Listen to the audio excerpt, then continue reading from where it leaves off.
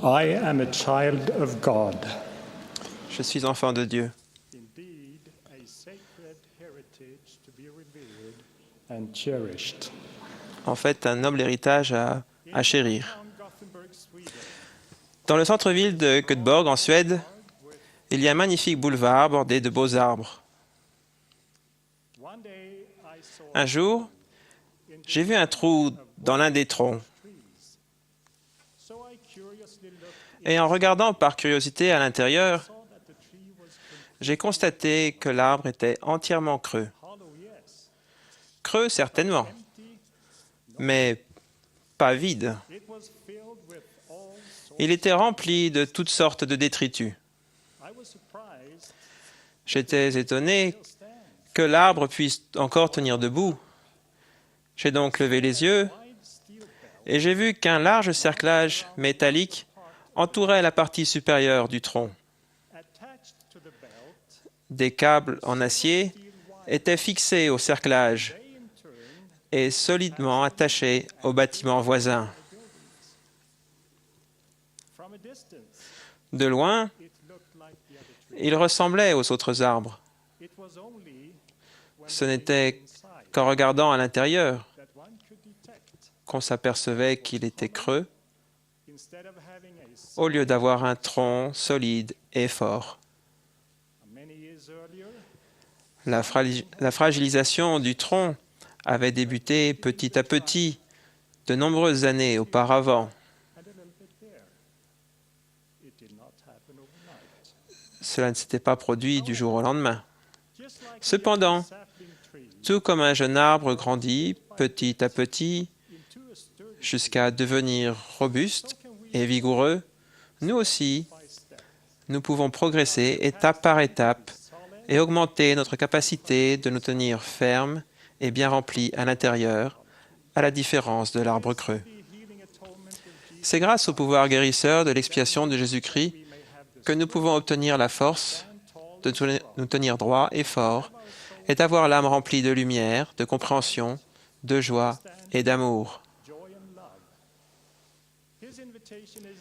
Car il les invite tous à venir à lui et à prendre part à sa bonté. Et il ne repousse aucun de ceux qui viennent à lui. Il nous promet « Venez à moi, vous tous qui êtes fatigués et chargés, et je vous donnerai du repos. Prenez mon joug sur vous et recevez mes instructions, car je suis doux et humble de cœur, et vous trouverez du repos pour vos âmes. » Joseph S. Smith a dit au sujet de ce repos, je cite, « À mon avis, cela signifie entrer dans la connaissance et l'amour de Dieu, ayant foi en son dessein et en son plan, au point que nous savons que nous sommes sur le bon chemin et que nous ne recherchons pas autre chose. Ne sommes pas emportés à tout vent de doctrine, par la tromperie des hommes, par leur ruse dans les moyens de séduction. Nous savons que la doctrine est de Dieu et nous ne posons aucune question à qui que ce soit à son sujet. Qu'ils gardent leurs opinions, leurs idées et leurs erreurs, si cela leur chante. Celui qui est arrivé à un tel degré de foi en Dieu, que tout doute et toute crainte ont été chassés de lui, est entré dans le repos de Dieu. Fin de citation. Trouver du repos pour notre âme signifie avoir la paix de l'esprit et du cœur, qui provient de la connaissance de la doctrine du Christ et de sa mise en pratique, par le service et l'aide que nous pouvons apporter aux autres en devenant les mains du Christ. La foi en Jésus-Christ et la mise en pratique de ses enseignements nous donnent une espérance ferme qui devient une ancre solide pour notre âme. Nous pouvons devenir fermes et constants. Nous pouvons avoir une paix intérieure durable. Nous pouvons entrer dans le repos du Seigneur. Mais si nous nous détournons de la lumière et de la vérité, comme pour l'arbre, un sentiment de vide envahira les recoins les plus secrets de notre âme et nous risquons sans doute même de combler ce vide en recherchant des valeurs éphémères. Compte tenu de notre vie en tant qu'enfant d'esprit dans la vie prémortelle et de l'immortalité dans l'au-delà, cette vie terrestre n'est vraiment qu'un très court instant. Cependant, ce jour est un jour d'épreuve, mais c'est aussi un jour plein de possibilités lorsque nous choisissons de suivre son invitation à ne pas prodiguer les jours de notre épreuve. Les pensées que nous entretenons dans notre esprit, les sentiments que nous nourrissons dans notre cœur et les actes que nous choisissons de faire auront tous des conséquences déterminantes sur notre vie ici-bas et dans l'au-delà.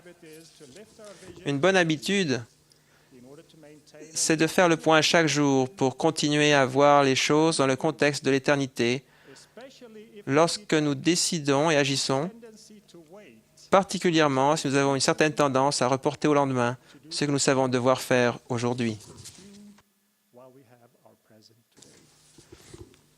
En chemin, l'Esprit nous aide dans nos choix grâce à son influence constante. Mais si nous choisissons d'agir en contradiction avec la lumière et la compréhension qui nous sont données, nous aurons mauvaise conscience, ce qui n'est évidemment pas agréable. Mais une mauvaise conscience est aussi une bénédiction, car elle nous rappelle immédiatement qu'il est temps de nous repentir. Lorsque nous sommes humbles et que nous avons le désir de bien faire, nous sommes vivement désireux de changer d'attitude, alors que les orgueilleux et celui qui cherche à se faire sa propre loi laisseront Satan les mener par le cou avec une corde de lin jusqu'à ce qu'il les lie à jamais avec ses fortes cordes, à moins que l'esprit de repentir pénètre en leur cœur. Suivre les mauvaises influences n'apporte jamais de sentiment de paix, tout simplement parce que la paix est un don de Dieu et ne nous est donnée que par l'intermédiaire de l'Esprit de Dieu. La méchanceté n'a jamais été le bonheur. Dans nos actions quotidiennes, ce sont souvent les choses petites et simples qui ont des conséquences durables. Ce que nous disons, ce que nous faisons et la façon dont nous décidons de réagir auront une influence non seulement sur nous, mais aussi sur notre entourage. Nous pouvons construire ou nous pouvons détruire.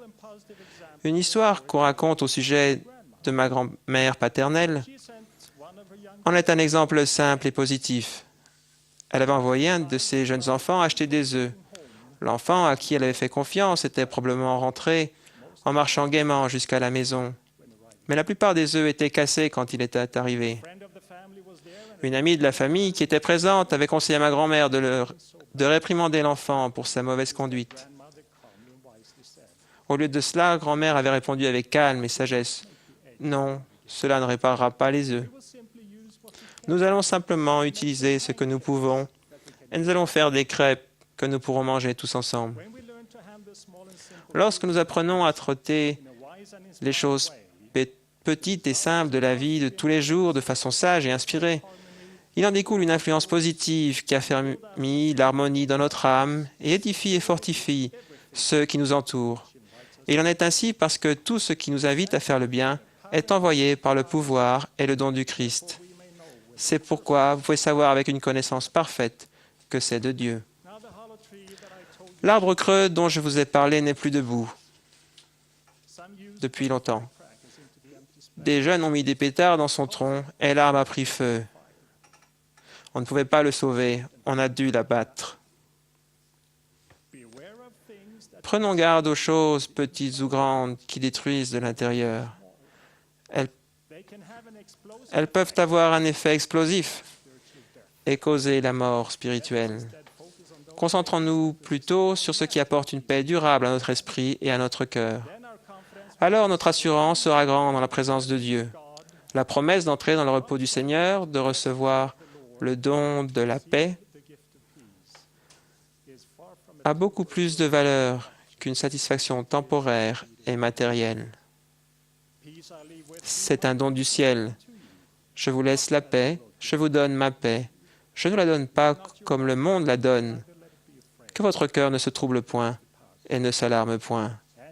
Il a le pouvoir de guérir et de fortifier l'âme il est Jésus-Christ, dont je témoigne, au nom de Jésus-Christ. Amen.